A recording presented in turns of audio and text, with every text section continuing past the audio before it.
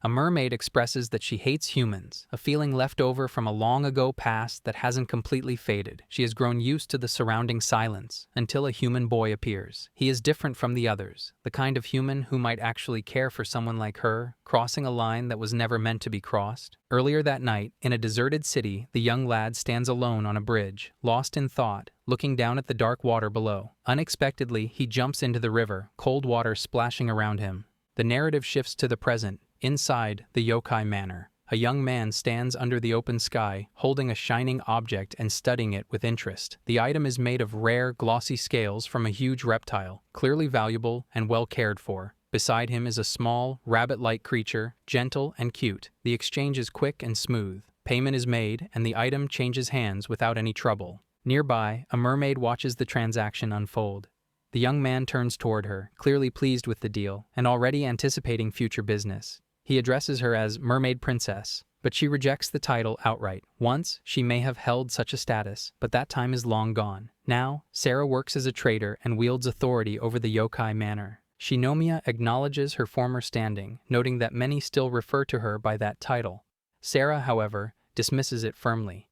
The mermaid settlement has long since been wiped out, leaving no throne, no royalty. The destruction began when humans started hunting mermaids, motivated by false beliefs and reckless greed. Shinomiya reacts with amusement at her bluntness, finding her attitude sharp and unfiltered. He reflects on the era when people believed mermaids possessed miraculous properties, chasing after a cure that never truly existed. Ironically, now that only one mermaid remains and has become a trader, collectors like him can obtain rare items without bloodshed. From his perspective, this makes him fortunate. Sarah abruptly signals that their meeting has reached its end.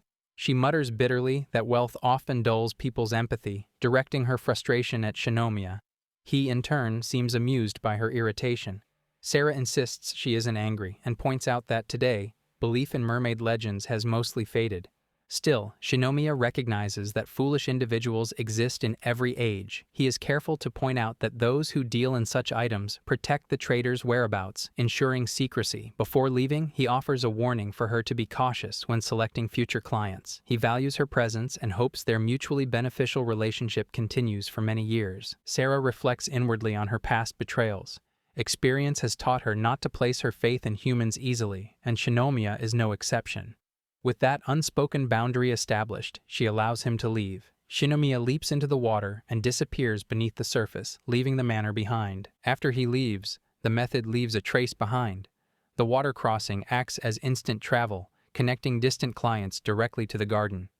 Once the space is quiet again, Sarah reflects on the thought that lingers. The last mermaid survived only by becoming a merchant. She dismisses the thought as foolish. This path is not a choice made lightly, but the sole means left to her. Trade becomes a method of endurance, a system created by those of her kind who managed to avoid annihilation. Since ancient eras, desire has flowed in both directions. Humans long for the rare possessions of yokai, while yokai are drawn to the gold produced by humans. Over time, stability settles in, exchange replaced violence, and transactions now occur without injury or loss of life. Currency and artifacts pass peacefully between humans and yokai, with merfolk acting as brokers between the two realms. Because of this balance, their presence is highly sought after. By controlling the spread of knowledge in the human world, merfolk prevent future hunts from forming. The method works. Every agreement also includes safeguards, making sure that those who benefit from trade are responsible for removing any threats to the intermediaries. Even so, Sarah recognizes how persuasive Shinomiya can be. Experience has taught her that clever humans are often the most dangerous. Her minion mentions his appearance. Lying near the bridge, she reacts sharply when the small, rabbit-like attendants hint at something more. To her, he remains human, nothing beyond that.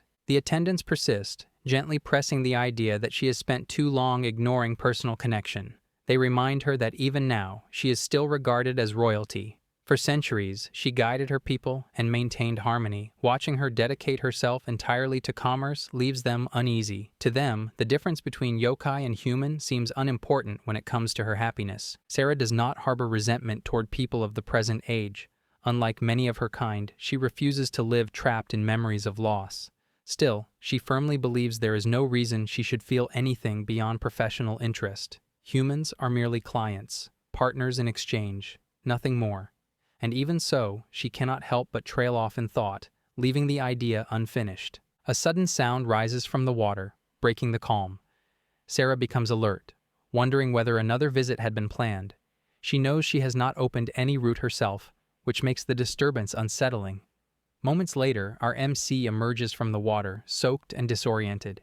He looks down at his own body in disbelief, struggling to understand why he is still breathing.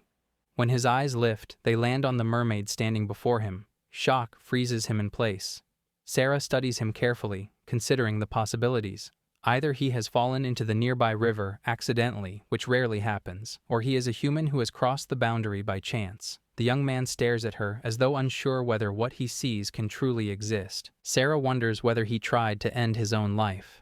She remarks inwardly on how ironic it is that humans call mermaids rare, when humans themselves disappear just as easily. As he speaks about mermaids being treated as endangered beings and hunted for that reason, she understands that he is not one of those obsessed with false legends of miraculous cures.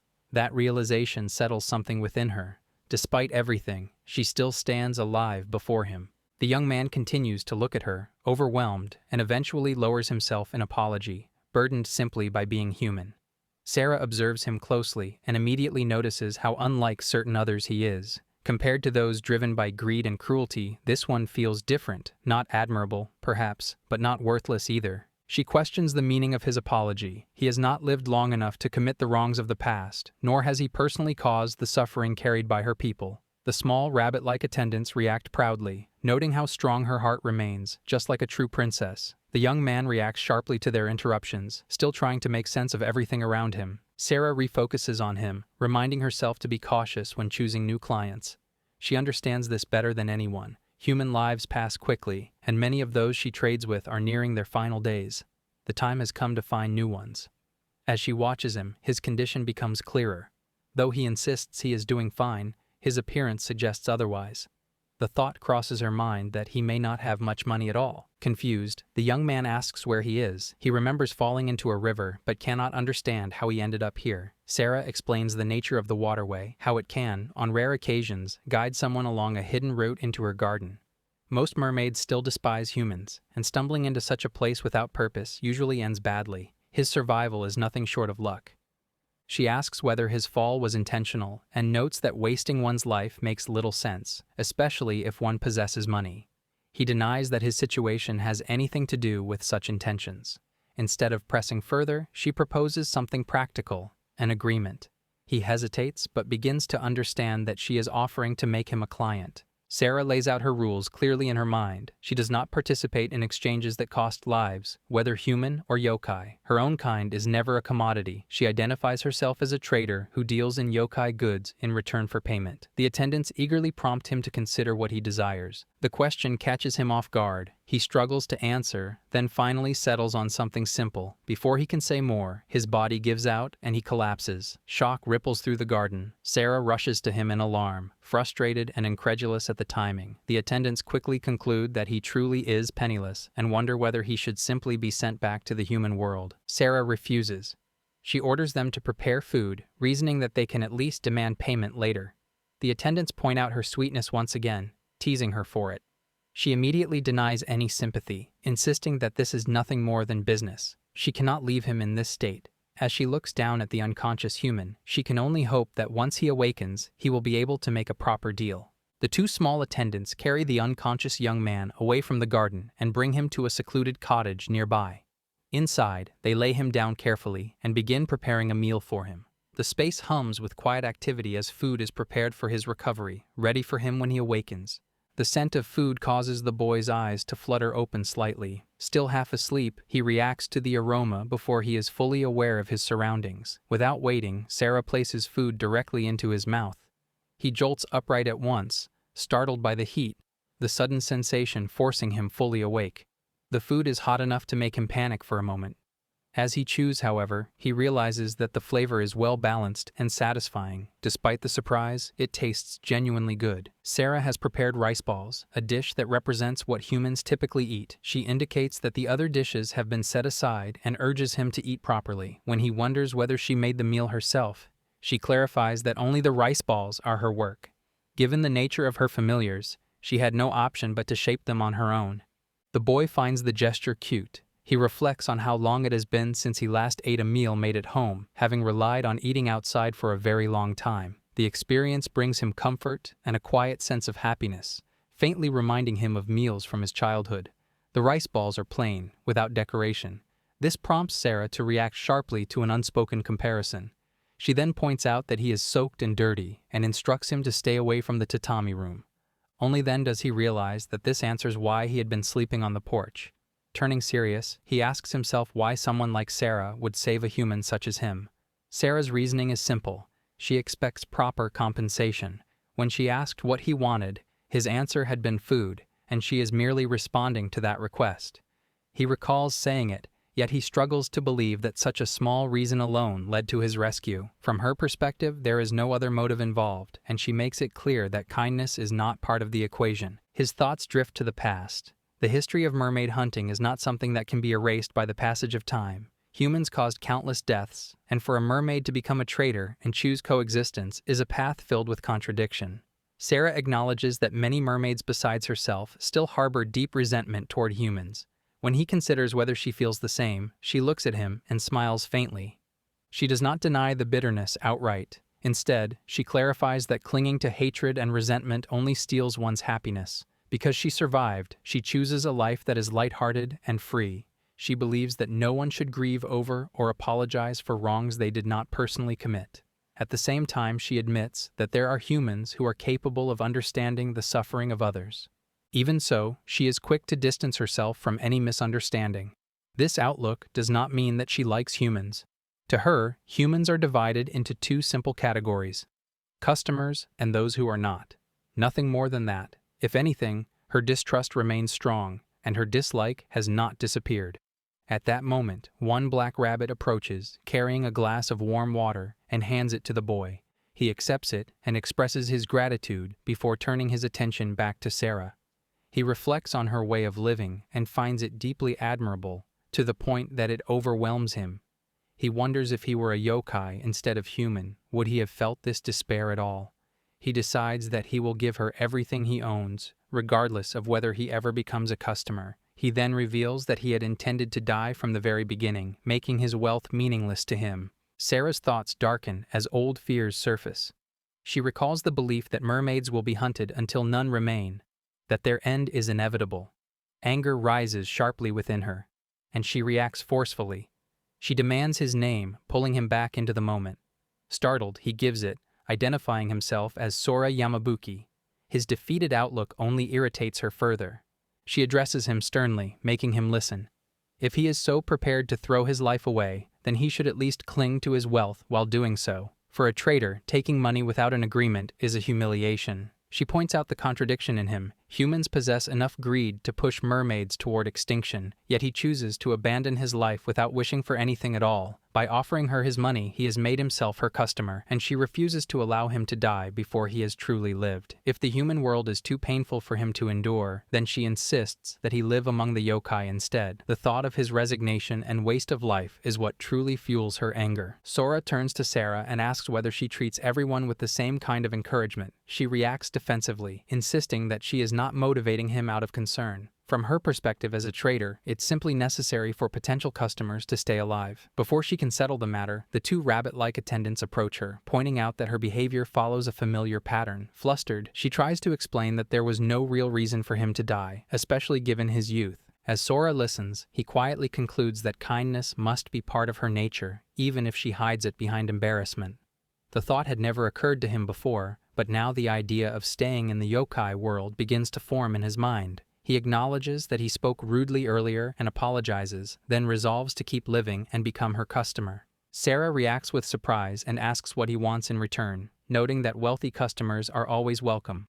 Sora considers carefully and then asks if there's a way to turn a person into a fish. The question shocks her, and she assumes he wants revenge on someone. Drawing from experience, she sees such thoughts as pointless. Sora explains that he hopes the change might allow him, as a human, to remain in the yokai world. Sarah reflects on his logic and finds it deeply strange.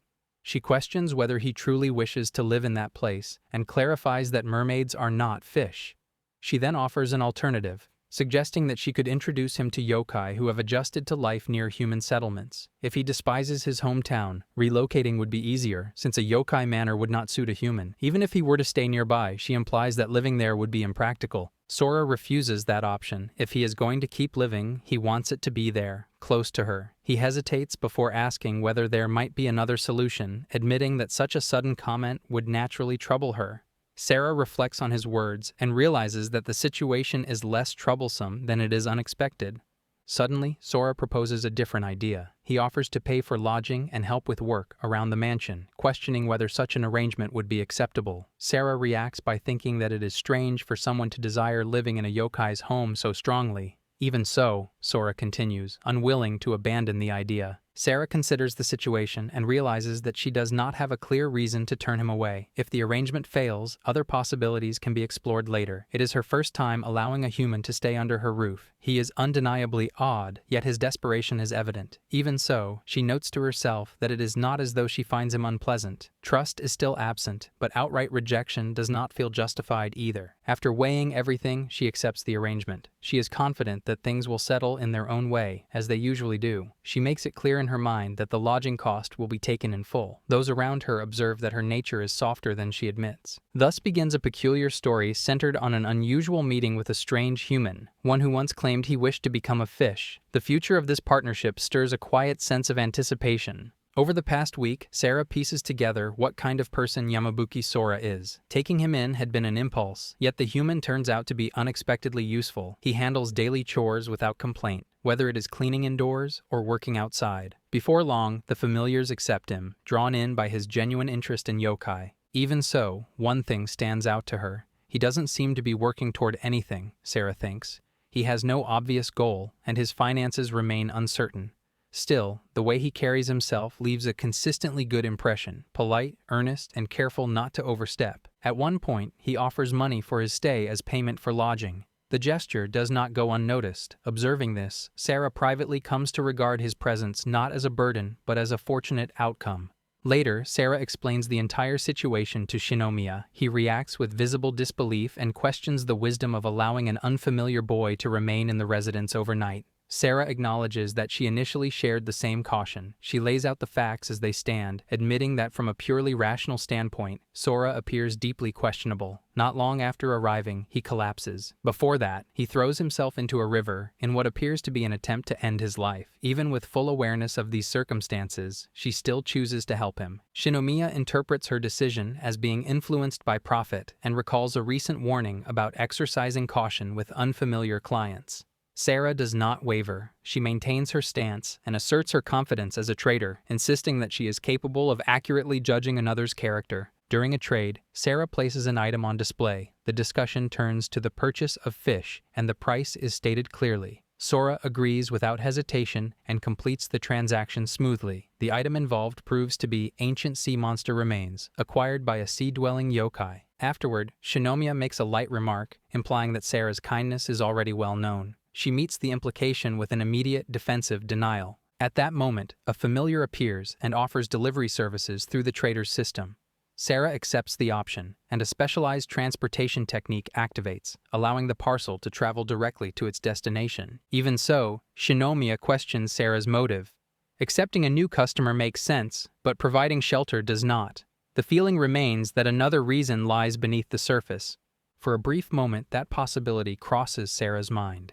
She considers it in silence, reflecting on what it would mean to continue existing in the same place as Sora. The thought resembles the persuasive words humans often use when approaching mermaids, something she regards as unrealistic and far removed from her own world. Such behavior is familiar to her, and she learned to be cautious through experience. Yet Sora does not fit neatly into those established patterns. Despite herself, she senses a difference. The realization startles her, and she rejects it almost immediately, reminding herself that he is human and nothing more. Just as quickly, she dismisses the thought and insists internally that there is no particular reason behind her actions. Shinomiya shows interest in seeing Sora. Sarah explains that he has stepped out to gather food for the evening meal. Elsewhere, Sora moves through the water and notices a tunnel beneath the surface. Surprise follows as the current rushes past him. Before long, the passage opens outward, revealing a vast body of seawater beyond. The scene confirms the presence of a true ocean hidden within. Sora moves along the mountain path, recalling the doubts he once held about whether places like this truly existed beyond stories.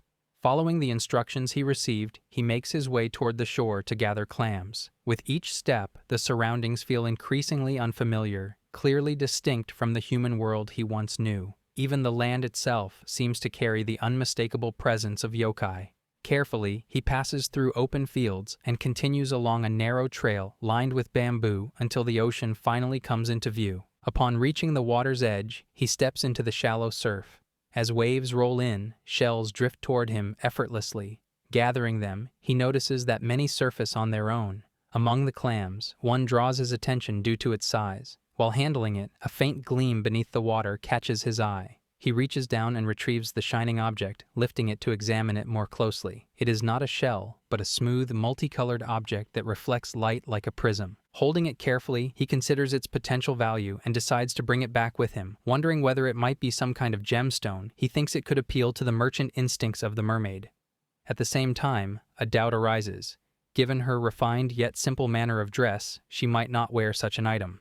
Even so, the thought stays with him, and he quietly imagines how well it might suit her calm, understated elegance. After finishing the gathering, nearby movement catches his attention. One of the rabbit familiars approaches and checks whether he has collected anything. Sora acknowledges the familiar and reflects on how hard it is to tell them apart, since they all look identical and have no individual names. He shows the contents of his basket and wonders if the amount is enough. The familiar explains that their kind does not need food, as water alone sustains them. It reassures Sora that what he has gathered is more than sufficient for both himself and the mermaid princess. Hearing this, Sora thinks about how convenient such a life must be and feels a quiet sense of envy. His attention shifts to a nearby passage connected to the sea. Curious, he asks about its purpose. He learns that it leads directly to the ocean through a barrier that circulates seawater, while the surrounding mountains remain impassable to living beings. This makes him wonder whether the technique belongs to the mermaid herself. The familiar confirms that while all mermaids control water, the princess far surpasses the others in skill. Sora silently agrees, acknowledging her exceptional nature. Thoughts of his own situation follow, leaving him grateful and surprised that someone like her allows him to stay without questioning his past or intentions. The familiar explains that human concerns mean little to the princess, then bluntly reminds him of his earlier fear and weakness. Sora accepts this without protest and nods quietly. The familiar continues, explaining that yokai view such matters differently. Sora understands and recalls the moment he decided to continue living as her guest. The familiar mentions that the decision made the princess happy, even if she refuses to admit it. Despite her distrust of humans, her gentle nature is clear. At that moment, Shinomiya appears and warns Sora not to repeat the mistakes that once led him to disappointment. Startled by the presence of another human, Sora turns toward him.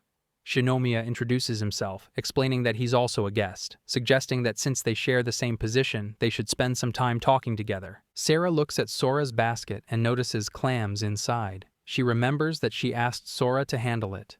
Bunny informs her of the situation, and Sarah is surprised. She recalls that a few years ago, when they had talked about acquiring a new customer, Shinomiya went to greet him. The client canceled the contract abruptly and left a letter apologizing for no longer being able to work with her. Sarah wonders whether Sora is being threatened as well. At the time, she had not thought much of it, recalling that he had mentioned making up for it and buying the share himself. Bunny suggests that perhaps Sora was simply not destined to be her client if he leaves because of Shinomiya's influence. Sarah reflects that, while destiny might be involved, she worries about what will happen to Sora afterward, now that he has decided to try living there. She pushes aside her thoughts, deciding to act instead. She moves quickly to rescue Sora from Shinomiya, remembering that she first became the princess's client when she was a child. As she dashes forward, it feels as though Sora is like a princess in distress and that she must reach him. Sora and Shinomiya sit by the edge of the sea. Shinomiya recalls about how they have known each other for years. He was moved when his father first introduced him to her, never imagining that a yokai could possess such beauty. Sora questions to himself what they are even doing, while acknowledging that Sarah is undeniably beautiful in her own way. Shinomiya explains how he became connected to the princess and mentions his family's long-standing wealth, which goes back to his great-grandfather. He then asks about Sora's background, admitting that he does not really know who Sora is. Our guy answers carefully, remarking that memorizing someone else's personal assets seems like a strange thing to do. Shinomiya comments on Sora's past attempt at ending his life while carrying a large sum of money and notes how quickly he adapted to living in the princess's mansion. He observes that Sora is clearly not an ordinary person and hints at knowing more about him. Shinomiya then asks whether Yamabuki Sora is truly his real name. At that moment, Sarah arrives and scolds Shinomiya for saying unnecessary things to Sora. Sora looks at Sarah and greets her, noticing that she seems upset. Sarah quickly tells him to ignore Shinomiya, scolding him for sometimes bothering her clients and driving them away. She directs her frustration at Shinomiya, who tries to explain, but Sarah cuts him off and insists he should leave after just greeting. Shinomiya makes it clear that he does not wish to earn the princess's resentment. Hearing this, Sarah immediately grows uneasy. The thought that Sora might abandon his position as her customer crosses her mind, accompanied by the fear that he could even give up on living altogether. She also worries about the loss such a decision would bring to her income, so she hurriedly tries to prevent that outcome. She reassures Sora, emphasizing that there is no reason for him to feel troubled or to step away from his role. Despite being human, she considers him respectable enough to remain under her protection. The idea of him leaving the island and returning to self-destructive thoughts unsettles her, even if she struggles to put those feelings into clear terms. Whatever Shinomiya may have said earlier, she insists that she alone determines who may remain a customer and wealthy patrons are always welcome. Sora responds with calm certainty. He reflects that abandoning life would only break the resolve he made to continue living and to stay by her side. Leaving would also mean losing the chance to see her again. As for the earlier confrontation, he had already judged it harmless and paid it little mind. This reaction surprises Sarah, prompting her to reconsider how tough he truly is. Not long after, Sora draws her attention to something he has discovered and shows her a luminous object. Sarah immediately recognizes it as an extremely rare and valuable treasure, one that should not easily appear. She understands that it has formed naturally along her shore, something so unlikely it borders on the miraculous. When she explains its origin, she cannot help feeling frustrated by the implications. If humans begin uncovering such valuables on their own, her trade would suffer greatly. Even so, she cannot ignore that Sora seems to possess extraordinary fortune when it comes to discovering riches. Sora offers the treasure to her, intending it as a gift. Sarah reacts strongly, unwilling to accept vague generosity in place of proper exchange, especially in matters of business. The idea that he would give something so valuable without asking for anything in return leaves her stunned. His reasoning is simple. He hopes it will sell well, and since she refused money before, this feels like a better offering. Sarah accepts it gladly, showing genuine gratitude and recognizing his sincerity. When Sora comments on her appearance in a way that differs from the usual praise mermaids receive, it catches her completely off guard. She does not expect such words from a human, and the realization unsettles her more than she wants to admit. As they get ready to return, aware of the waiting familiars, Sarah reflects on what she has learned about Sora Yamabuki. He is unusual, undeniably so, but not unpleasant. She notices an unfamiliar warmth spreading across her face and cannot immediately explain it. Meanwhile, Shinomiya doubts Sora being a yokai enthusiast who once tried to end his life while carrying great wealth. He doubts she could trust someone like that. Deep in the mountains, far from any human settlement, stands a mansion known only to a few humans and many yokai. Within its walls resides a mermaid of unparalleled beauty who works as a trader. Sarah returns home, and Bunny accompanies her, observing the mermaid. The mermaid is striking, her beauty remarkable even among yokai. Despite her elegance, her personality is relatively blunt and direct, a trait common to mermaids. Words spoken to her by Sora, an unfamiliar compliment, still linger in her mind, prompting her to reflect quietly on what was said. Bunny draws attention to a particular item, reminding Sarah of the rainbow pearl Sora had discovered a few days prior. Normally, she would have offered it for sale immediately, but for some reason, she chooses to keep it with her for now. She decides that she will not present it until she has fully appraised its value, and Bunny arranges for it to be stored in the water vault, an underwater treasure repository. Sarah considers the unusual nature of the pearl. For a human to possess such an item, he must have a considerable amount of spiritual power. She notes his quick adaptability, understanding that it stems from his innate spiritual awareness. Although the world of yokai is slowly blending with human society, the rainbow pearl is a rare creation, manifesting only when touched by someone close to yokai or spiritual beings. Sora was certainly surprised to encounter a mermaid, yet he understands yokai traits and their transformations. As a trader, Sarah decides to treat him carefully, regarding him as a valued customer. She knows that he does not appear to pose any threat.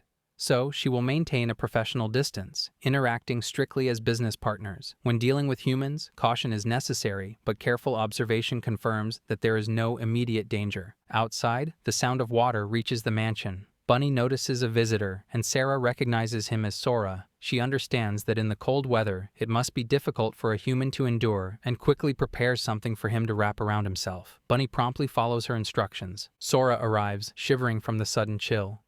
Sarah hands him warm clothing, mindful of how exposed he is to the cold. When he sees the muffler, he reacts with surprise and then smiles, noting how well it fits. Startled by his remark about its appearance, Sarah urges him to put it on quickly before he catches a cold. She also brings a shawl for him, acknowledging the necessity of keeping winter clothes ready. Observing the garden, she notices that it seems to cycle through the seasons unusually quickly, a result of having a yokai client. Sora looks toward a bridge and identifies a yokai nearby. Her name is Botan, a Yuki-onna, a well-known spirit from Japanese folklore who embodies the nature of winter. Botan rushes through her story about the man, Yukiya, who promised loyalty but now chose someone else. She mentions the repeated disappointments, lonely nights, and the familiar pain of being replaced when money runs out. On an early summer evening in the city, his kindness during sickness turns into attachment. Just hearing that name is enough to stir old feelings. She kept returning to the trader's shop because the meetings always needed a lot of money. She mentions that the guy acts super nice but changes the moment she runs out of cash. Botan is a yokai who blends effortlessly into the human world, going mostly unnoticed. She has a normal job, but she spends too much and leans on Sarah constantly. Watching quietly, Sora understands the situation clearly. The man earns her affection as part of his work. Even knowing this, her attachment doesn't change. Sora reflects on how strange it once seemed that yokai would have any use for human currency at all, and now the answer becomes clear. Sarah explains that this is only one case among many. When introductions are finally made, Botan acknowledges Sora as a human guest. Sora accepts this calmly and gives his name, while Sarah remarks that he seems unusually content to remain away from the human world. The atmosphere of the place, shaped by Sarah's careful attention, makes such feelings easy to understand, even if she herself denies being especially gentle. The Yuki-onna credits her freedom to pursue human relationships to the trading system Sarah established. With valuables exchanged for money, there is no longer a need for violence or theft, and fewer reasons exist for exorcists to interfere. For yokai who wish to live alongside humans, such services make coexistence possible. Gratitude turns openly affectionate, leaving Sarah flustered, though she insists it is nothing more than a practical result of a mermaid struggling to survive. Sora notices the color rising in Sarah's face and quietly points it out. He then considers whether it is appropriate to remain silent and wonders if Botan truly understands the nature of the work her lover does. She does understand. She knows that affection lasts only as long as payment continues, and she accepts that reality. She also knows he has no understanding of spirits and would likely run in fear if he discovered the truth about her. If money can preserve something that feels like love, she sees the cost as worth it. Sarah thinks back to the past, when fear and resentment shaped how humans and yokai treated each other, and how that hatred once led some Yuki-onna to cruelty. Those stories are recorded and retold, and Botan admits that such bitterness touched her own family as well. Sora points out that certainty can only come from honesty, but Botan cannot risk rejection. Afraid of being hated, she asks Sarah to convert another item into cash. The object she offers is small and sealed, containing intense cold. It can chill a modest room and is something she can create only once each year. Sora notes its surprising usefulness, but Sarah assesses it plainly. Its limited lifespan reduces its worth, and the exchange results in only a modest payment. Here I am, know it's been a while.